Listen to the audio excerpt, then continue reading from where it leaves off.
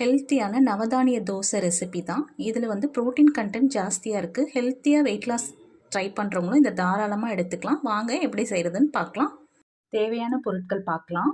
இது எல்லாமே நான் இந்த கிண்ண அளவு தான் எடுத்திருக்கேன். இந்த கிண்ண அளவு வந்து இந்த ஸ்பூனால் 4 ஸ்பூன் வரும். கொள்ளுப்பருப்பு, சோயா, தட்டைப்பயிறு, கொண்டக்கடலை, கடலைப்பருப்பு, பச்சை பட்டாணி, கருப்பு உளுந்து, பச்சைப்பயிறு, துவரம்பருப்பு, பாசிப்பருப்பு.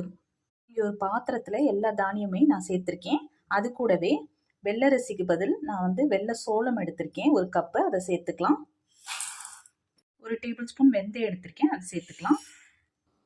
2-3 டைம் நல்லா வாஷ் பண்ணிவிட்டு தண்ணி சேர்த்து ஒரு 8 மணி நேரம் ஊற வச்சிடலாம்.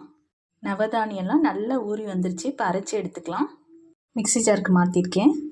இது கூடவே 4 வரமிளகாய், சோம்பு 1 டீஸ்பூன், பெரிய துண்டு இஞ்சி எடுத்து வச்சுருக்கேன், 5-6 பூண்டு பல் எடுத்திருக்கேன், அதையும் சேர்த்து அரைச்சிக்கலாம்.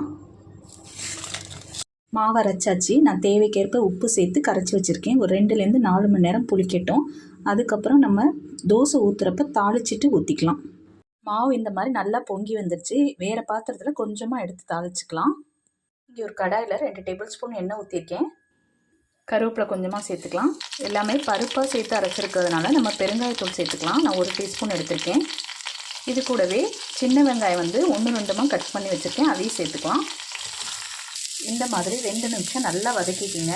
இங்கே நான் மாவு எடுத்து வச்சுருக்கேன், அதில் ஆட் பண்ணிக்கலாம். தோசைக்கல்லில் ஊற்றிருக்கேன். வெந்தோன்னே நம்ம திருப்பி போட்டு எடுக்கலாம். ப்ரோட்டீன் ரிச்சாக வேணும்னா நீங்கள் பன்னீர் சேர்த்துக்கலாம், முட்டை கூட ஊற்றிக்கலாம்.